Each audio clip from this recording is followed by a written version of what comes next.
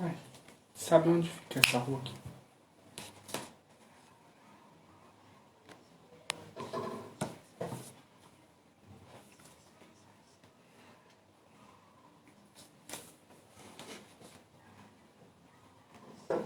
Boa noite.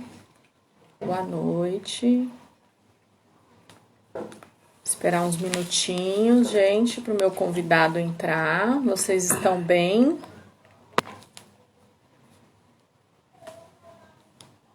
Tudo bem com vocês? Hoje é dia de falar sobre nosso grande orixá Pai Ogum. Eu tenho um convidado, que é o Babalaxé Gustavo Derizuti. Vou esperar ele entrar na live aí para já chamá-lo, para nós irmos falando sobre os assuntos, né? Olha, o pai entrou. Vou chamar ele aqui. Pai Gustavo. Esperar ele entrar. Hoje o pessoal tá empolgado. Tudo bem com vocês, gente? Tô aguardando o pai. Aí. Nossa, que lindo! Boa noite! Boa noite, como é que você tá? Tudo bem, Gi? Eu estou bem, com saudade do senhor, de todos, né? A gente tá morrendo de saudade de todo mundo, porque essa pandemia, infelizmente, a gente não tá conseguindo mais ficar junto, porque é uma das coisas que a gente sempre fala, né, Gi? A gente gosta de estarmos um com os outros, porque querendo ou não, nós somos minoria também da religião, como na sociedade, e a gente não tem com quem conversar, né? Se a gente não tá junto, né? A gente É, fica difícil da gente tá conversando e podendo ser quem nós somos, né? Porque quando eu estou com a Gi, com o pai Douglas, com a família, a gente pode ser quem a gente é, né? Isso é muito bom, isso é verdade. maravilhoso, né? E eu, em homenagem ao senhor, coloquei esse pano azul, né? Porque o senhor sabe esse pano, né? Esse pano tem uma Sim, história, né? sim, sim, sim, sim. Esse pano eu usei. Esse pano eu usei, que eu fui madrinha do seu casamento, né? Foi, esse foi. Representando algum, eu coloquei o pano azul. E hoje eu tô com a camiseta da Matamba também, ó, de strass, que eu aproveito nas lives para mostrar algumas coisas que eu faço, né? Ficou Aí eu já perfeito. aproveito e já mostro a Você camiseta. trouxe uns negócios Aí de eu algum mostro o para mostrar pro pessoal? escapulário. Ah, Hã? lógico, né? Trouxe É, pulseira, umas coisas de algum linda que você faz pro pessoal? sim. Aí aproveita, a gente já fala das pedras, né? Que essa aqui é a pedra da estrela. É uma pedra azul bem. É um azul bem noite, né, pai? É linda essa. Tem hematitas. Aí eu coloco algumas ferramentas, a escolha do que a pessoa quer, né? Algumas Isso, ferramentas do orixá. isso é fantástico, né? Esse aqui Porque a gente tem, pode esse fazer tem um um, punhal, é. a Esse tem gente um pode fazer um punhal e um escudo. E aí tem a pulseira, que eu também fiz esse modelo diferente de pulseira agora, né? Mais feminina. sim. Aí eu ponho a ferramenta que a pessoa quer, a cor da pedra. Essa daqui já é uma lápis lazuli com hematita também, Caramba, não sabia que ia né? ser de lápis lazuli. Essa é um lápis lazuli. Ela é um azul, mas ela não é tão escuro quanto a pedra A da estrela. estrela. É, Ela é um azul médio. É entendi. escuro, mas também é médio. Peraí que eu vou Então tá. arrumar aqui meu celular. Arruma Aí, a câmera para ficou não melhor? cortar você. Levanta um pouquinho mais só É, para não cortar o seu rosto, porque tá cortando. tá. Ficou Eu também melhor? tô com a caneca. Aqui, ó, que já tem. Olha Ah, aqui, ó. Tomando uma água, né? Pô, a gente é filho de Deus aqui. tem que tomar uma aguinha, né, pai? Já muda até o gosto da água essa caneca, de tão chique que é. Sério? Ah, que legal. Eu gostei muito, de verdade. Vou deixar aqui na minha mesa comigo, porque eu não tinha uma de algum. Vou deixar aqui guardadinha comigo para tomar um café, porque eu adoro caneca. Caneca é vida. E essa aqui é linda, eu amei de verdade, Gi. Muito obrigado pelo Sim. presente. Muito obrigado mesmo. E o E a pessoal. última peça que eu vou mostrar é essa pulseira aqui, que ela tem um capacete, né? Ah, eu E gosto ela é desse rubi capacete com que tem. hematita. É. Qual é a vermelha? Ela é um rubi com Caramba, Gi. hematita. É. Essa é bonita, Ela hein? é um rubi. Ela é um rubi, mas assim, logicamente não é o rubi, né? Ela é umas facetas do rubi que eles fazem a pedra, né? E aí tem o vermelho e a hematita. Eu uso muito o azul para algum, não sei por quê, porque apesar que meu algum nem usa nem a vermelho nem o azul, né? Uso Eu branco, também mas uso muito azul, porque a gente aprendeu, né? Algum é azul, né? Branco em alguns casos e vermelho, né? Então essas são as cores uhum. que a gente usa, acaba usando, né? Para algum. Já aproveita e fala das cores, pai. Eu acho importante falar, né? Que as pessoas se apegam muito. Eu fiz uma live a semana passada com o Babá Paulo de Oiá. Se o senhor puder até assistir depois. Eu vi a Ele do é Ebó, né? um pai de santo. Oi? É a do Ebó, não é? O senhor viu essa live? Vi a do Ebó. Ele fala muito Fantástico, bem, né? ele fala muito bem. Eu O não conhecia ensinamento que ele. ele tem, né? 50 anos de feitura, de iniciação, já foi para a África. Então, Tem, o interessante é desmistificar essas coisas que a gente sempre sim. fala, né? Que as pessoas se apegam muito nessa questão do aquele estereotipo, né? O orixá é só isso, é só o vermelho, ele só faz assim, ele só usa isso. E eu acho interessante a gente começar a live até falando sobre isso, começando pelas cores, né? Não, eu concordo plenamente, porque infelizmente aqui no Brasil a gente prioriza algo que, vamos dizer assim, que é secundário, né? Vamos dar um exemplo, eu vou explicar a mesma coisa que a gente estava falando de Ogum. As pessoas buscam mais conhecer a cor de Ogum, né, o canto de Ogum e etc e tal, para depois entender o que Ogum faz na vida do ser humano, né? E eu acho que isso é primordial. Primeiro a gente tem que aprender o que o orixá faz na nossa vida e qual é a importância de Ogum para nossa vida e para nossa sobrevivência, para depois eu entender qual é a cor de Ogum, né? Então isso que é uma coisa que me entristece. Primeiro vem arquétipo, primeiro vem cor, primeiro vem guia, primeiro vem tudo isso para depois vir realmente o que é mais importante. Não estou falando que a cor, a guia, a cantiga não é importante. Claro que é muito importante. Mas eu acredito em uma escala de importância. Primeiro é o que o orixá faz na nossa vida. Depois vem realmente cor, depois vem todos os demais assuntos, né? Sim, eu também concordo. Inclusive, pai, eu estava até conversando com o pai Douglas esses dias, que assim, algumas, lógico, cada casa tem um Sim, fundamento, cada casa tem o seu dirigente, a gente sempre tem que colocar isso muito claro, que as pessoas têm que seguir aquilo que é a doutrina da casa, com certeza. né? Mas uma coisa duas coisas bem interessantes que talvez muitas pessoas não saibam.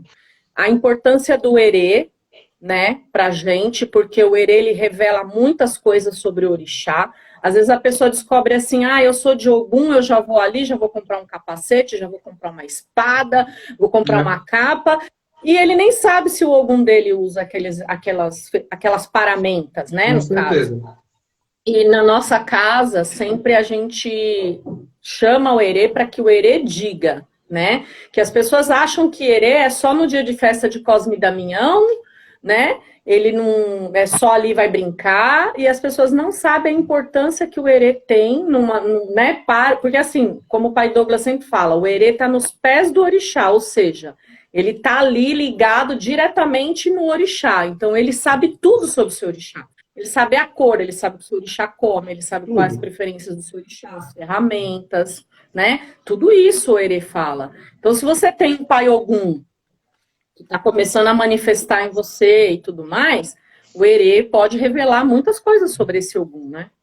Com certeza. Inclusive, no livro do Pierre Verger, que é o Capa Vermelha, o Orixás, ele fala como o nosso corpo é formado espiritualmente, né? Nosso corpo espiritual, como ele é formado, quais são as forças que constrói o nosso corpo espiritual. E dentro dele ele fala do Herê, que o Herê compõe o nosso corpo espiritual e ele é como se fosse a força do orixá numa pequena escala, né, e com o dom da palavra, com o dom da oratória, né? Então ele é como se fosse o orixá, né? Ele é um orixá, mas em pequena escala de força e de proporção, né? E ele tem a oratória. Então por isso que ele entende muito do orixá, porque ele é o próprio orixá. É a mesma coisa. Hoje a gente não vê muito, né? Mas antigamente era muito comum você ter trovãozinho, erecé espadinhas, né? Por quê? Ele já fala esse nome já mostrando que ele é de tal orixá, né, mostrando de que ele é de tal orixá, e qual é um exemplo, o axé e a força que ele tem daquele orixá, porque muitas pessoas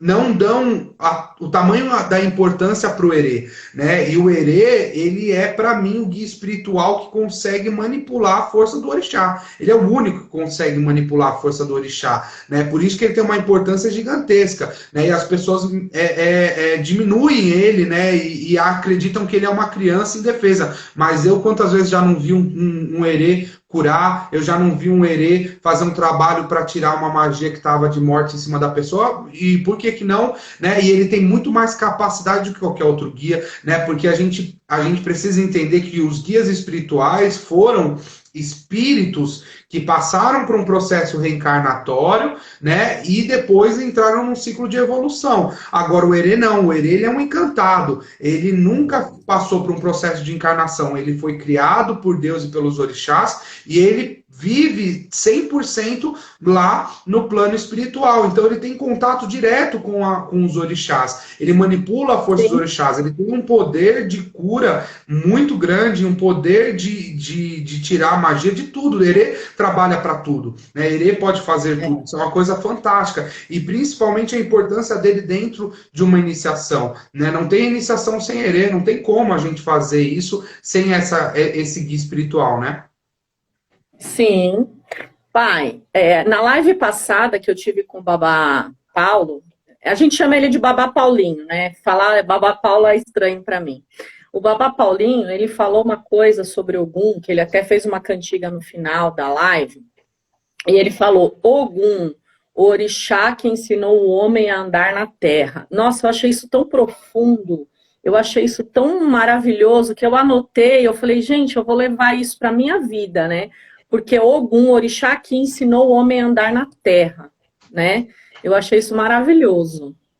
Não, isso é fantástico, porque Ogum ele tem muitas características importantes na vida do ser humano, e é aquilo que a gente falou. Hoje vamos tentar passar, antes de cor, antes dessas questões, primeiro o que é mais importante, que é o que Ogum faz na nossa vida e qual a importância dele dentro da vida do ser humano, né? Então, existem várias cantigas que falam e traz um ensinamento. As cantigas iorubás, elas são muito mais do que apenas um canto numa outra língua. As pessoas acabam não valorizando, né, e também achando que aquele canto é um canto lá, não sei o que lá. Não, ele tem um significado e a tradução dele é muito importante, né? Porque as cantigas, elas nos passam uma história. A cantiga conta uma história do orixá, né? E a gente precisa fazer uma interpretação cultural daquela cantiga e daquele tan para a gente conseguir compreender o que é aquele orixá de fato, né? Porque o que a gente, às vezes as pessoas acabam se confundindo quando vai estudar sobre lenda e mitologia dos orixás, né? A primeira coisa, se a pessoa quer estudar sobre mitologia dos orixás, ela precisa entender que aquela lenda, aquela mitologia precisa de uma interpretação cultural. Por quê? Porque aquilo foi escrito há mais de 4, 5 mil anos atrás, né? E dentro de uma sociedade africana, dentro de uma sociedade totalmente diferente da nossa, que é uma sociedade ocidental, né? Então muda valores, muda princípios, muda tudo, né? Então por isso que precisa de uma interpretação cultural, para a gente conseguir entender na sua amplitude o que aquilo está querendo dizer, né? E uma das coisas que me entristece muito é quando as pessoas levam um itã, uma cantiga ao pé da letra, né? E levar um itã ao pé da letra, você acaba distorcendo realmente distorcendo a realidade daquilo, né? Vamos dar um exemplo quando a gente fala sobre um exemplo Xangô casar com Yansan, né? Isso está querendo dizer a proximidade que Xangô tem com Yansan, que o axé deles são compatíveis, mas o orixá não é ser humano, o orixá não casa, o orixá é uma força, o orixá é a natureza, né? Então o orixá não se casa, o orixá não briga um com o outro, né? A mesma coisa, outro dia eu fui num terreiro, fiquei muito triste com isso, não fiquei com raiva nem nada, mas nos entristece muito, porque um dia eu fui no terreiro, o cara olhou para mim e falou, a gente não coloca Obá junto com Oxum, porque senão dá briga. Eu falei, como assim dá briga? Eu falei assim, não vejo isso, porque... Aí ele falou, não, porque na lenda Obá enganou Oxum, Oxum enganou Obá tal, e aí deu briga, a gente não coloca no barracão, senão dá briga. Eu fiquei sem entender, porque para mim isso não é orixá. Para mim o orixá não briga um com o outro, para mim o orixá e, na não verdade, tem... a história delas, ela quer justamente mostrar as falhas que o ser humano tem um com o outro, né, pai? Com certeza. As desavenças e as falhas que nós humanos temos, não orixá. Orixá é divindade, divindade é próximo de perfeição, né? Então, orixá não vai brigar com o outro. Essas histórias, esses itãs dos orixás, eles existem para mostrar os defeitos humanos, né? As falhas humanas, né? Não do orixá. E nos auxiliar na nossa vida, né? Nos auxiliar na nossa vida. Os itãs, eles servem primeiro para a gente conseguir entender mais profundamente o orixá e também usar desse conhecimento na nossa vida, né? Para que a gente tenha uma vida mais fácil. A gente cultua o orixá não porque a gente ama o orixá apenas, né? Nós amamos sim o orixá, né? Eu falo por mim, eu também falo pela Gi, que eu conheço ela, eu tenho certeza que o orixá é a nossa vida e nós temos um amor inexplicável pelo orixá, isso é um fato. Mas o que eu estou querendo dizer é que a gente não cultua o orixá apenas por amor, a gente também cultua o orixá pelo conhecimento e pelo axé que ele pode nos dar na nossa vida, e com esse axé a gente consiga ter as nossas realizações pessoais, né? Que eu acho que isso é muito bacana. O orixá, ele é muito mais do que a gente vestir e fazer uma saída, né? Vestir e fazer uma saída é menor do que é o orixá. Isso não é orixá, né? O orixá não não é uma espera saída, isso da gente. Isso é uma coisa tão pequena, né? E que as pessoas acreditam que é o mais importante. Quantas vezes a gente já não viu pessoas mais preocupadas com a vestimenta na hora que ela vai sair, com a paramenta que ela vai vestir o orixá, do que realmente o que ela precisa mudar para se conectar com o orixá, ou o que ela precisa se melhorar, né, para ela poder realmente estar mais conectada com o orixá. E isso é uma das coisas que eu acho que a gente precisa realmente mudar, e é isso que a gente precisa mudar essa visão que foi passada pela nossa sociedade. A mesma coisa, o orixá, ele é simples, não apenas simples que eu falo em elementos ou simples que eu falo na paramenta, mas ele é simples na parte que nós precisamos nos conectar com o orixá. É muito simples a conexão, só que as pessoas preferem fechar os olhos para isso. As pessoas não querem olhar pelo lado da mudança íntima. A pessoa não quer nunca olhar que ela é a errada. Ela sempre terceiriza o seu problema, né? Sempre terceiriza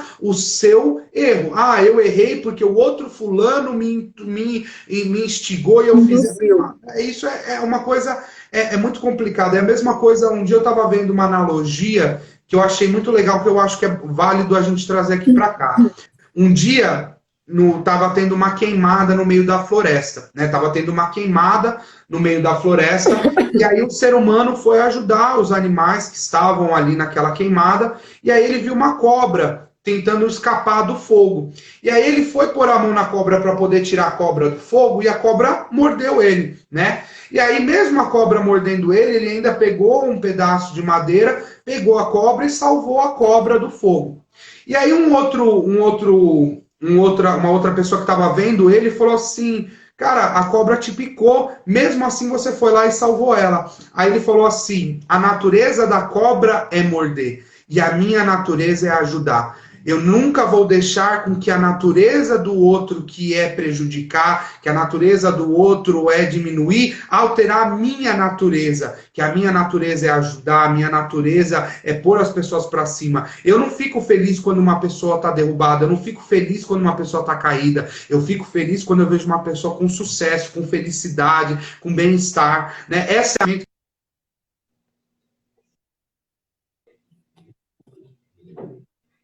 vida.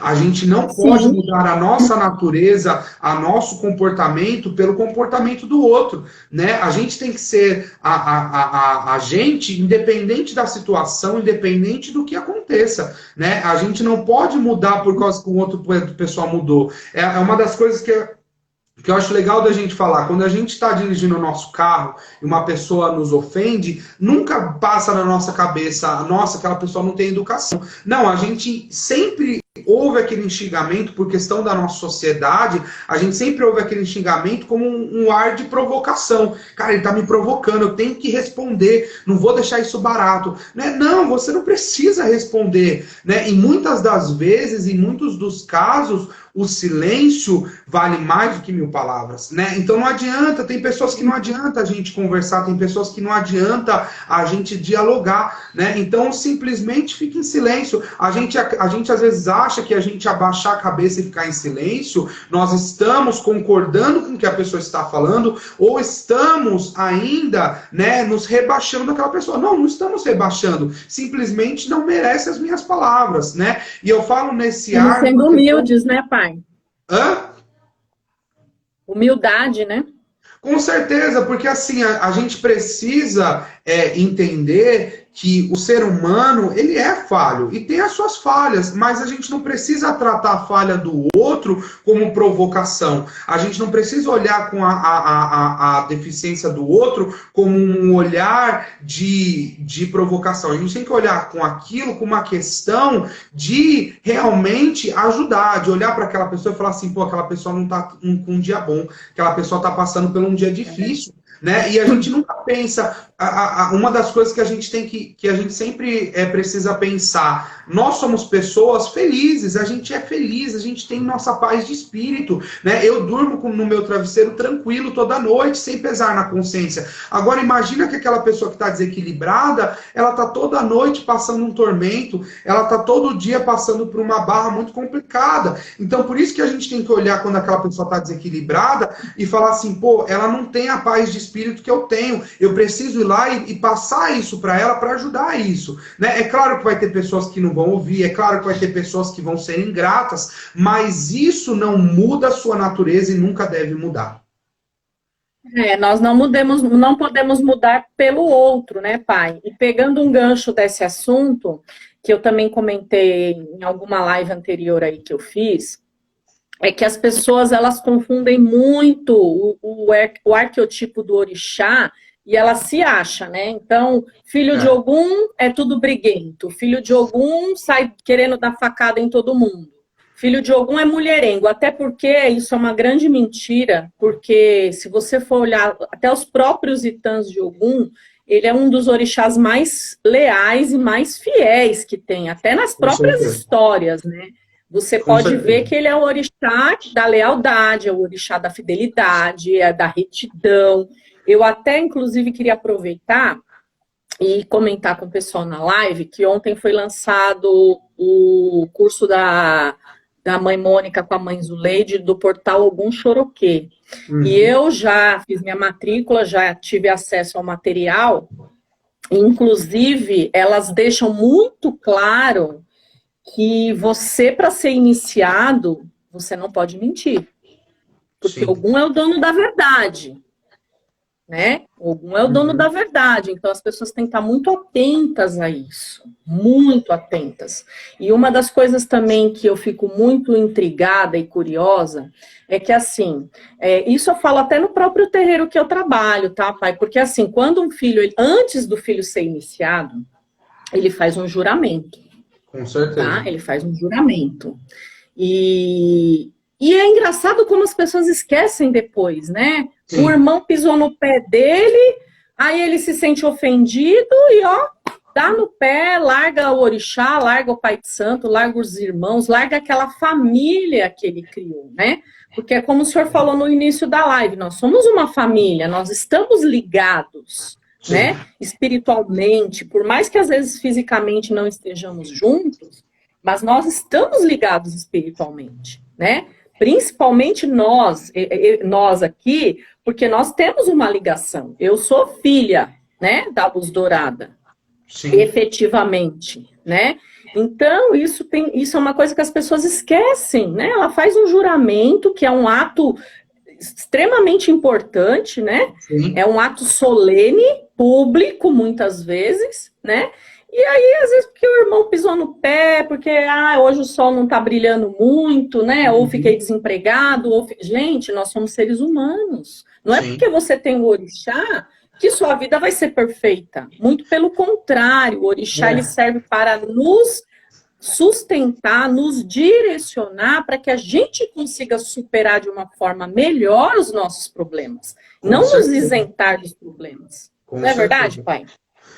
Tem duas questões que eu acho que você colocou, que eu acho que é muito importante, Gil. Duas questões que eu acho que é fantástica e que a gente precisa ter isso na nossa cabeça, dentro e fora do terreiro, né?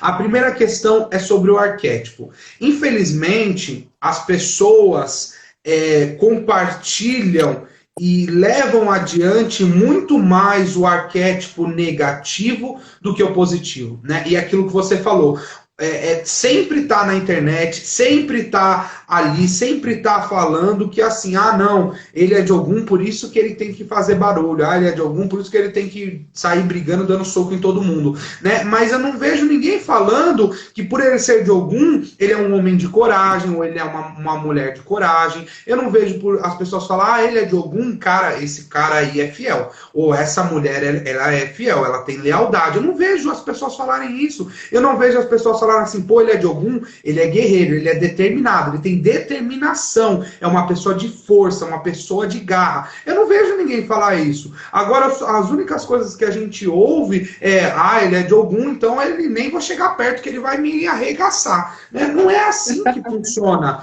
né? E é uma das coisas que isso me deixa muito triste, né? Porque, e eu vou falar uma coisa, nós como religiosos e pessoas que nos denominamos como filhos do orixá, devemos parar de alimentar essas coisas, né? E o que nós devemos parar de alimentar? Principalmente o arquétipo representar algo ruim, né? E isso é uma das coisas que, querendo ou não, é o que mais a gente alimenta e é o que mais as pessoas dão bola, né? Você entra num site do Facebook, Instagram, independente de qual seja, você vai lá ver, né, o filho de Ogum já descendo um marafo no outro, não sei o que lá, batendo, a Yansan tem que fazer barraco. E as pessoas compartilham isso, as pessoas divulgam isso. E agora divulgar as bênçãos que o orixá faz, ninguém divulga, né? Então isso que é o que está causando o maior mal da nossa religião. É por isso que as pessoas não valorizam a Umbanda, é por isso que as pessoas não valorizam o Candomblé, porque a gente vive falando mal e mostrando mal da nossa religião. É a mesma coisa, vocês já viram uma piadinha dessa falando que, eu sou de Santo Antônio, eu cultuo Santo Antônio, eu louvo Santo Antônio, por isso que eu sou barraqueiro. Vocês já ouviram isso em algum lugar? Vocês já ouviram falar que assim, a igreja louvar Jesus Cristo, então como eu sou de Jesus Cristo, eu vou lá e vou derrubar a parede. Não, ninguém fala isso, por quê? Porque é uma mentira. E é a mesma coisa dos orixás, é uma mentira a gente falar que um filho de Ogum é briguento. É uma mentira a gente falar que filho de Ogum é mulherengo, né? Isso é uma das coisas que a gente precisa parar de alimentar e que a gente precisa matar isso, querendo ou não, a gente precisa matar isso precisa morrer, porque querendo ou não, nós somos a única religião que fala mal das suas próprias divindades. Você nunca vai numa igreja católica e eles vão falar mal dos próprios deuses. E a gente fala, não, a gente não fala mal. Não, vocês não falam mal, mas fala que aquele é de Ogum e aí ele tem que fazer barraco. Isso não é falar mal? Você não está colocando Ogum no meio do defeito daquele ser humano? Não, aquela pessoa faz barraco porque ela não teve educação. É simples assim, não tem nada a ver com Ogum, não tem nada a ver com a divindade, né? Então, assim, precisa morrer, isso precisa parar, né? E precisa ser urgente, porque se a gente continuar alimentando isso, cada dia mais as pessoas vão desvalorizar as nossas divindades, cada dia mais o Ogum vai ganhar uma conotação e uma imagem que ele é barraqueiro. Aí as pessoas vão falar, cara, não vou fazer oferenda para Ogum, porque eu vou fazer oferenda para Ogum, vou ser filho de Ogum, vou ter que bater nos outros. Entende o que eu estou querendo dizer? Então, isso precisa morrer, isso precisa parar urgente, né? Essa é a primeira questão que eu acho muito legal da gente falar. E a segunda questão é sobre o orixá fazer milagre, né? As pessoas acreditam que o orixá faz milagre, né? O orixá não faz milagre. Ebó não faz milagre, iniciação não faz milagre, buri não faz milagre, né? Então, o que é importante a gente falar? Muitas das pessoas duvidam da eficácia de um ebó, duvidam da eficácia do buri, duvidam da eficácia da iniciação. Por que que existe essa dúvida? Por que que as pessoas questionam a eficácia de um ritual? Porque elas não entendem que o sucesso de um ebó, o sucesso de um buri, o sucesso de uma iniciação também é de responsabilidade daquela pessoa. Não é de responsabilidade apenas do orixá, é de responsabilidade também da pessoa que está ali fazendo aquele ritual, né? Então, assim, isso é uma das questões que a gente precisa falar. O sucesso daquela pessoa que está fazendo aquele ebó é de 50% de responsabilidade do sacerdote e 50% de responsabilidade da pessoa, né? E aí, aquilo que a gente falou, como a nossa sociedade é assim, a nossa sociedade sempre quer justificar o seu erro com o erro do outro, como a nossa sociedade, ela ensina isso, e isso é uma coisa que é horrível, né? As pessoas sempre falam assim, pô, fui fazer bola naquele terreiro, não deu certo não, cara, não deu certo. E aí ela fica indo de terreiro em terreiro, fazendo ebó, e todo terreiro que vai, o ebó não funciona. Aí eu pergunto, ela vai em 10 terreiros, todo o ritual que ela deu não funcionou, é culpa do terreiro ou é culpa da pessoa? Né? Então, é isso que eu estou falando. E a gente precisa ser maduro o suficiente para entender que nós temos deficiências e que nós somos seres humanos e que a gente tem as nossas limitações, né? Só que se a gente não tem maturidade para entender isso, a gente nunca vai conseguir sair disso e melhorar, né, as nossas deficiências, porque o caminho para a melhora é primeiro a gente entender e aceitar que a gente tem aquela deficiência, aquela limitação. Sim. Depois que a gente entendeu, aceitou, aí a gente começa por um processo que a gente vai entrar num processo de evolução, né? Mas eu acho que isso as pessoas não falam e me entristece muito. Hoje as pessoas entram para fazer uma oferenda e falam assim, eu preciso de um emprego. Aí ela vai lá, faz uma oferenda para Ogum, porque o Ogum, ele é o que abre os caminhos. Aí a pessoa faz caminhos, né? Faz uma oferenda para Ogum trazer progresso, para Ogum abrir os caminhos, só que a pessoa não levanta para entregar currículo, não vai, Ogum não faz milagre, entende? Não se comunica. Então, assim, não fala para as pessoas. Né? Então... Eu já vi pessoas, pai, que tá precisando trabalhar, que tá precisando, ou que ela faz alguma coisa. Quantas pessoas que o senhor já não viu assim? Por exemplo, o cara é advogado, um exemplo.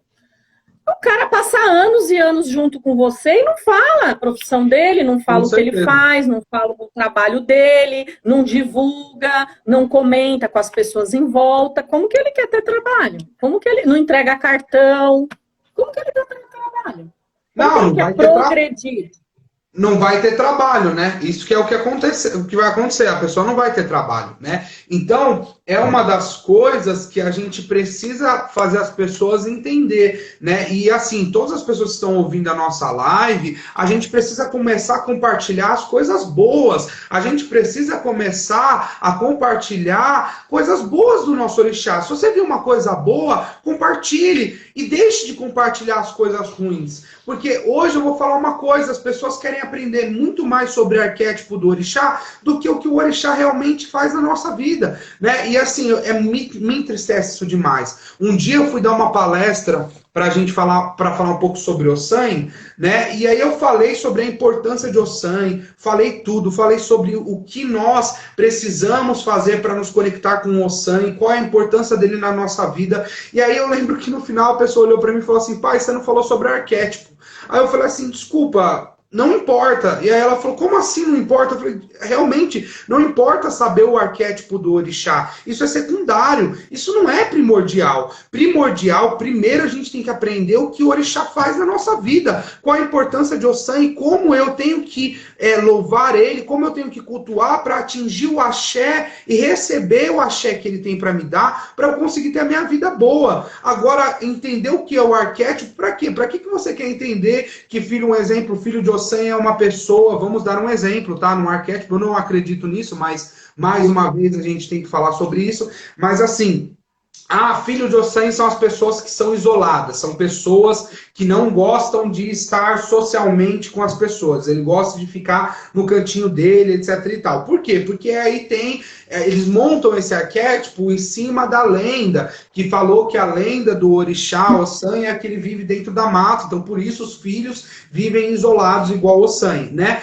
Mas assim, é difícil de entender porque, mais uma vez, é aquilo. Beleza, eu entendi o que é arquétipo. Agora, o que isso vai mudar na minha vida? Né? É a mesma coisa a gente vai falar sobre hoje sobre Ogum. Se eu falar para vocês, olha, gente, Ogum usa vermelho e azul, usa branco em alguns casos, Ogum, taranã, beleza, acabou a live. Só que o que isso vai agregar na sua vida? Né? Realmente a gente sabe que a cor é importante para a gente poder cultuar o orixá e etc e tal, mas isso não é algo primordial, né? Então eu acredito que a gente precisa começar a se preocupar, a entender qual é a minha responsabilidade perante ao orixá. Eu acho que isso é a primeira coisa. O que é a minha responsabilidade? O que eu tenho que fazer para eu cultuar o orixá da forma correta? O que eu tenho que fazer para cultuar o orixá da forma mais fiel possível? Né? Qual é a minha responsabilidade dentro do terreiro? Qual é o meu papel dentro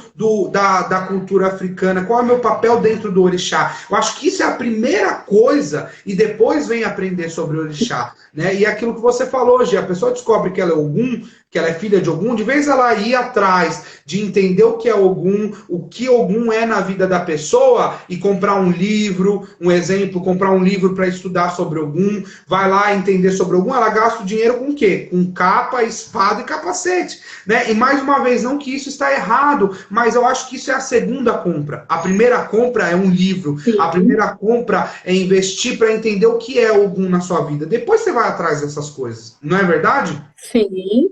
Claro, e outra coisa também, né, pai? As pessoas ficam muito preocupadas em querer saber qual é o meu orixá, se eu sou de Ogum, se eu não sou de Ogum, mas esquece de tudo isso que o senhor falou, né? O aprendizado, o que o orixá vai acrescentar na minha vida, no meu caráter, me melhorar como ser humano, a minha reforma íntima, né? O que meu Ogum vai fazer em mim, né, me transformar, me melhorar, para que eu possa ser um ser humano melhor e Ogum ficar feliz comigo. Com certeza. Porque Ogum não vai ficar feliz se eu for uma pessoa torta, se eu for uma pessoa que saio com um e com outro, que vou pro bar beber, que vou me drogar.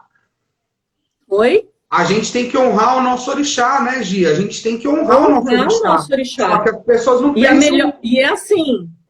como até a mãe Mônica uma vez falou em alguma palestra que ela deu alguma aula, que a melhor oferenda que você pode dar para o seu orixá é o seu bom caráter, né? É a sua boa conduta.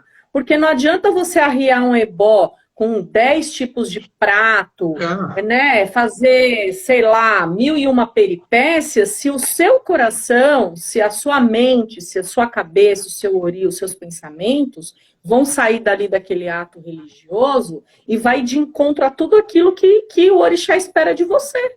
Sim, com né? certeza. Que é boa conduta, é bom caráter, é retidão, né? É honestidade, enfim, todas as coisas que para nós, que eu acho que não tinha nem que estar falando, né? Porque é o essencial de um ser humano, né? Gi, você querer o melhor para... Óbvio, exatamente. Para nós isso é óbvio, né? Mas muitas vezes o que é óbvio para a gente, para algumas pessoas não é, né? E isso a gente precisa falar, para as pessoas entenderem, porque é uma das coisas que você vai concordar comigo. Se todo ser humano tivesse bom senso, o terreiro não existiria regra, né? Por quê? Porque o terreiro tem regra para colocar bom senso nas pessoas que não têm, né? É simples assim. Sim. Se todo mundo tivesse bom senso e conseguisse entender o que é o orixá, o que é o terreiro e qual o papel dele dentro do terreiro, não precisaria ter regras e ter uma tabela de regras a se seguir, né? Então, assim, isso é uma das coisas que é a mesma coisa que a gente fala sobre a sociedade. Se as pessoas tivessem bom senso, não precisaria existir presídio. Se as pessoas tivessem bom senso, não precisaria existir polícia. Se as pessoas tivessem bom senso, não precisaria de nada disso, né? Não precisaria de nada disso, mas tem isso porque o ser humano não tem bom senso, né? E dentro da teologia dos orixás, o bom senso, ele é importantíssimo. O bom senso, ele é primordial dentro da teologia dos orixás, né? E uma das coisas que eu vou falar para vocês, as pessoas falam assim, pai, você e a Gi falaram sobre a parte do arquétipo, etc. Qual a importância do arquétipo? Gente, o arquétipo ele foi distorcido, assim como muitas coisas dentro da cultura africana, né? Por causa da questão do telefone sem fio, né? Então saiu da África, ele veio e trouxe uma coisa totalmente diferente, ele foi modificado e miscigenado, né? Então isso é uma das coisas que é normal, acontece, né? Inclusive o Pierre Verger fala no livro dele, que é um dos livros que eu indico a todos vocês, que eu tenho até aqui que eu quero mostrar para vocês, que é o livro Orixás, do Pierre Verger, tá? Esse livro aqui, ele fala...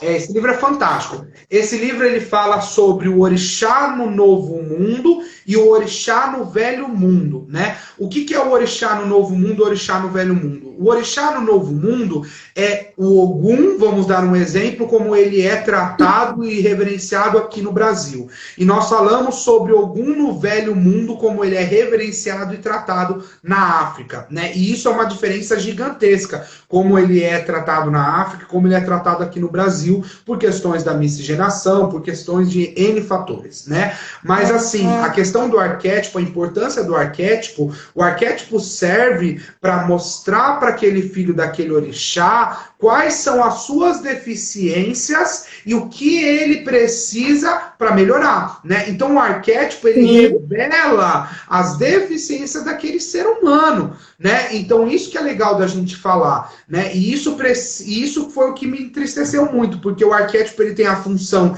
de ajudar o ser humano a entender quais são as suas deficiências e com a ajuda daquele orixá você conseguir sanar elas, né? É a mesma coisa que a gente fala de Ogum. Se a pessoa, vamos dar um exemplo, lê o arquétipo de Ogum e entende que o arquétipo da pessoa que cultua e é filho de Ogum é uma pessoa, vamos dizer assim, impaciente, ela vai louvar Ogum para Ogum auxiliar ela a sanar essa deficiência dela, né? Agora o arquétipo saiu disso como uma ajuda para sanar as deficiências daquele ser humano para uma questão de realmente brincadeira e piadinha e etc e tal, né? Foi muito mais pro lado pejorativo do que pelo lado realmente que é o lado bom, né? Então eu acho que isso é legal da gente se falar, que é uma das questões muito importantes, né? Sim. Pai, aproveitando que a gente falou de oferenda, lógico que a gente sabe o basicão, mas existe alguma oferenda que o senhor poderia passar diferente para alguma coisa específica para algum? Porque Vamos assim, lá. nas lives que eu tenho feito, eu sempre tenho falado para o pessoal assim, gente, a gente não vai vir numa live para ficar falando de cor de orixá, de cor de vela, isso é muito básico, a gente acha aí tranquilamente, né, na internet, enfim. Mas coisas assim diferentes, ou um fundamento, porque muitas vezes as pessoas elas fazem uma oferenda por orixá, mas ela não sabe nem o fundamento daquilo que ela está fazendo. Com certeza. Eu ofereço feijão para Ogum. Mas por que você oferece feijão para Ogum? Porque todo mundo oferece feijão para Ogum, então também eu vou oferecer feijão para Ogum.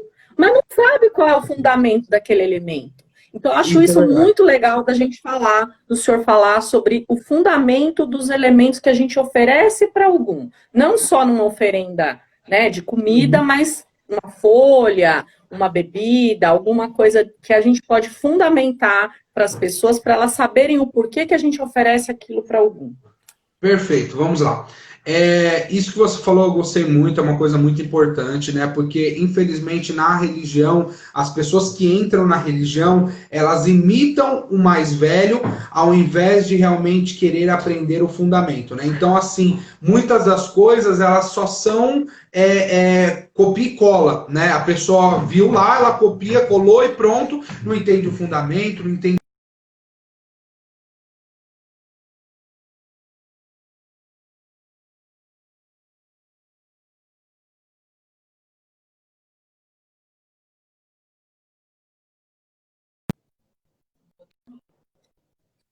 Brasil, ele é passado como um orixá guerreiro, né? O orixá da guerra. Ogum é o orixá da guerra. Mas na África, Ogum tem outras virtudes que são importantes para a nossa vida. Porque o que acontece? O panteão dos orixás são uma coletânea de virtudes. Cada orixá tem uma virtude para nos passar e a gente aprende essas virtudes para que a gente tenha uma vida melhor e para que a gente consiga ter uma solução para os nossos problemas muito mais fácil. Então não é que o orixá vai resolver o nosso problema. Não, a gente aprende com o orixá, a gente ganha a força do orixá, o axé, para a gente resolver o nosso problema. Quem resolve o nosso problema somos nós. E isso sempre vai acontecer. É uma das coisas que a gente sempre tem que pensar. Nenhuma religião no mundo vai tratar e resolver os seus problemas, que eu falo assim, da sua vida. A fé, ela é uma força, a fé é realmente uma injeção de força para você conseguir sanar os seus problemas, né? Então, assim, ninguém vai lá, no exemplo, na igreja católica, e ela entra na igreja, e depois que ela entrou na igreja, todos os problemas delas foram sanados. Não, a pessoa entra na igreja, vai na missa, etc e tal, mas os problemas delas não são sanados, né? Ela pede ajuda para os santos, etc e tal, para eles ajudarem ela a ter força para ela conseguir superar aquelas dificuldades. É a mesma questão do orixá. A gente faz uma oferenda, um exemplo, para algum, não para algum conseguir um emprego da gente, para algum trazer um emprego na nossa porta. Não, não é para isso. É para algum abrir os nossos caminhos e nos dar força, coragem e progresso para a gente conseguir levantar de manhã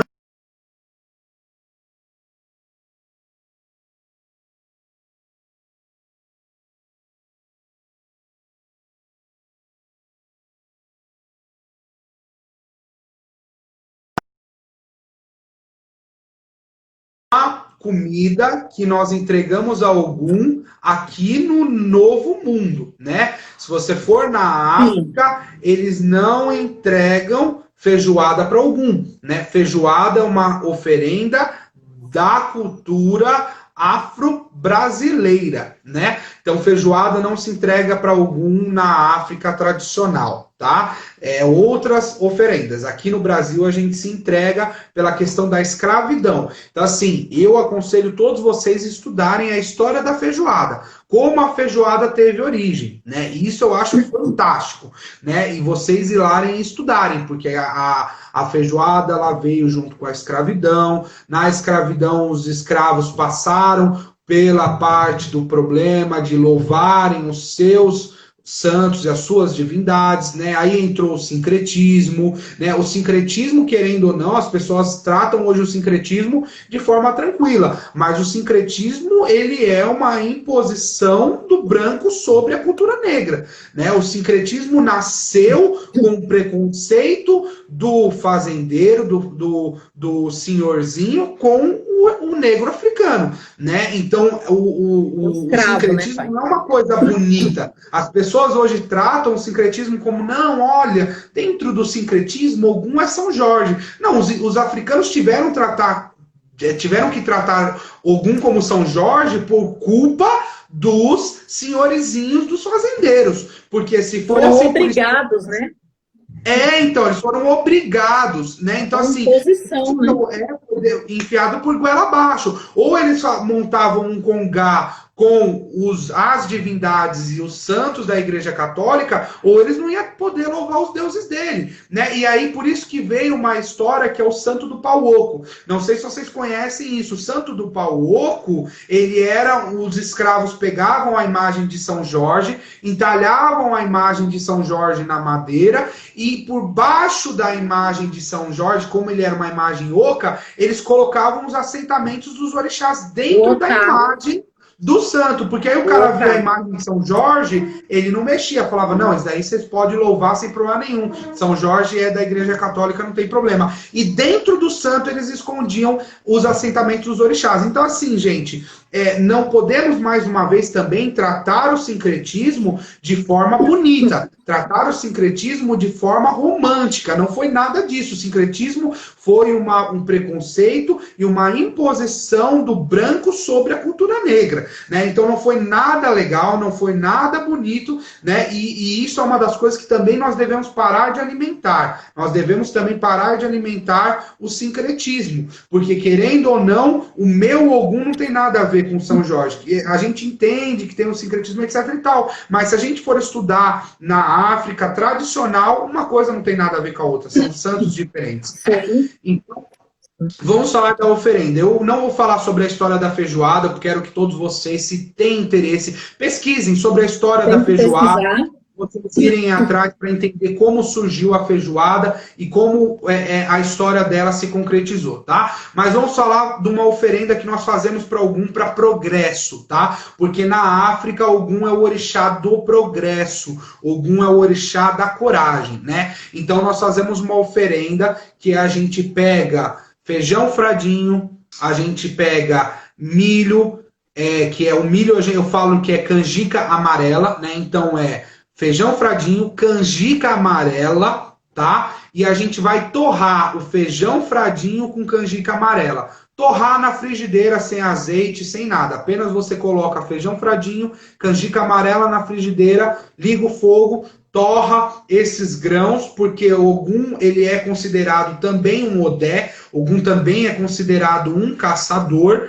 né? E ele é o caçador que nós falamos que ele é o caçador que abre os caminhos, né? Então, quando tem um Itan que fala de Ogum, né? Por isso que tem aquela questão que você falou hoje, que é muito legal, que é Ogum que ensinou o ser humano a andar na terra, porque quando a terra foi construída, a terra foi montada por Oxalá e as divindades, eles mandaram Ogum para Ogum abrir o caminho, para Ogum criar as estradas, para Ogum criar todos os caminhos da terra, né? Então, por isso que ele é também considerado o orixá dos caminhos, e ele também é considerado o orixá que ensinou o ser humano a caminhar sobre a terra. Ele abriu todos os caminhos na terra. É muito legal isso. Então, essa é uma oferenda... É o desbravador, né, pai? Com certeza, né? Então, a oferenda... Depois de torrar o fradinho e a canjica, o que a gente faz mais? Canjica amarela, torrado, você vai colocar isso num prato de barro. Pega um prato de barro, coloca no fundo do prato de barro feijão fradinho torrado com canjica amarela torrada. Por cima você vai pegar 7 jiló, tá? Então você vai pegar 7 jiló, você tira o caule do jiló e frita ele no dendê. Então você pega uma frigideira, uma panela, coloca dendê e você vai fritar os jilós inteiro, tá? Sem cortar o jiló inteiro. Do jeito que ele tá, só tira o galho. Então você tira o galho, frita os jilós, 7 jiló no dendê. E depois você vai pegar no prato, com o feijão fradinho torrado, a canjica amarela torrada, vai colocar os 7 jilós em volta do prato, tá? Depois que você colocou os 7 jilós, você vai pegar 7 folhas de fortuna, folha da fortuna, folha da costa, tá? Então você vai pegar 7 folhas da costa, 7 folhas da fortuna, você vai pegar essas 7 folhas e você vai colocar embaixo do jiló. Então feijão fradinho, canjica amarela torrada, folha da fortuna, o jiló em cima da folha da fortuna, faz 7, todas em volta do prato. Depois você vai pegar um cará, tá? Tem que ser cará. Um inhame é aquele em formato de bola, com as listras peludinho. Você vai pegar o cará, tá? Pega um cará pequeno, não precisa ser grande. Você vai assar o cará no forno ou você cozinha ele na água. Fica a seu critério. Ou você cozinha o cará na água ou você assa ele no forno.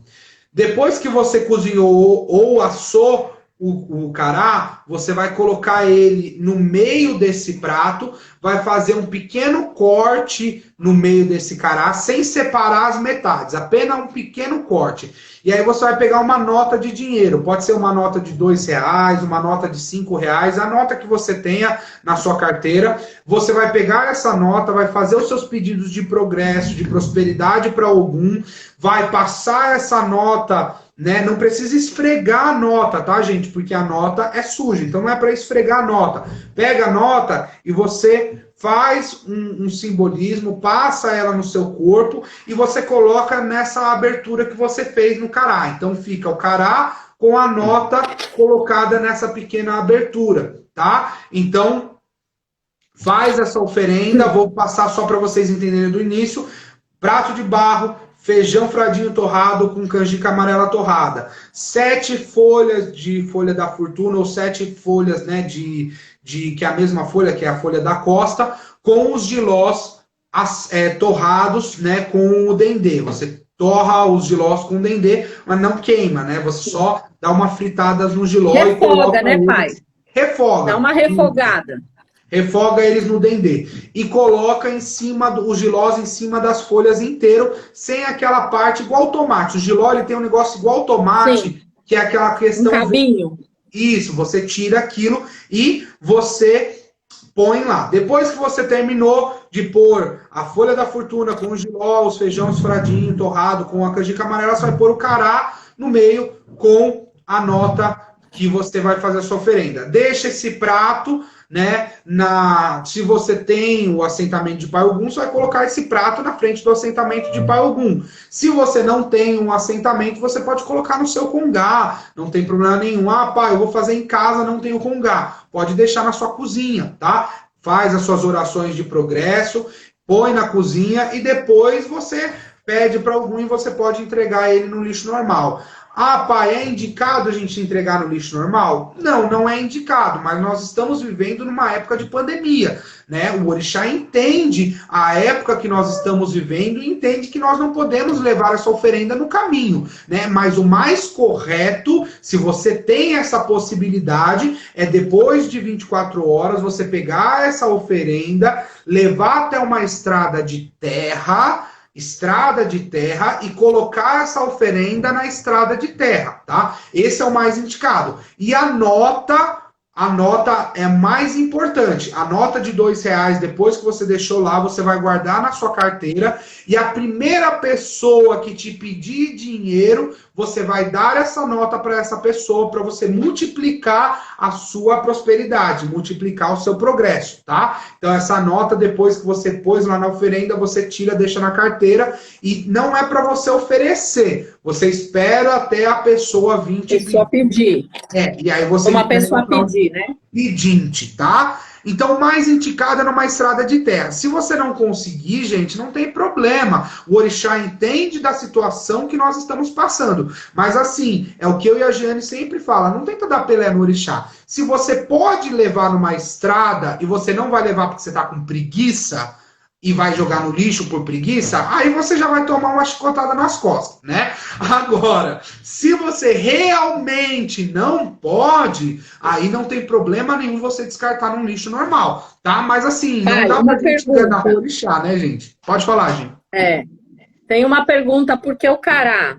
Tem algum fundamento específico, o cará? O cará, ele tanto o cará quanto o inhame, eles são legumes, né, são tubérculos que são trazidos da África, né? Então eles dão na África tradicional cará e inhame para Ogum, né? Então tanto cará quanto inhame é dado ao Ogum na África tradicional. Então realmente são tubérculos tradicionais dados a Ogum e a Oxóguian. Mas por que eles usam cará e inhame? Porque eles são tubérculos que eles são brancos por dentro, né? Então, quando os africanos olharam o cará e o inhame e viram que eles formam o branco por dentro de maneira natural, eles começaram a usar isso dentro das suas oferendas, né? E o outro motivo é pela questão do clima, porque o que a gente precisa entender, gente? Que as oferendas dos orixás, elas foram firmadas e construídas com o que os africanos tinham no seu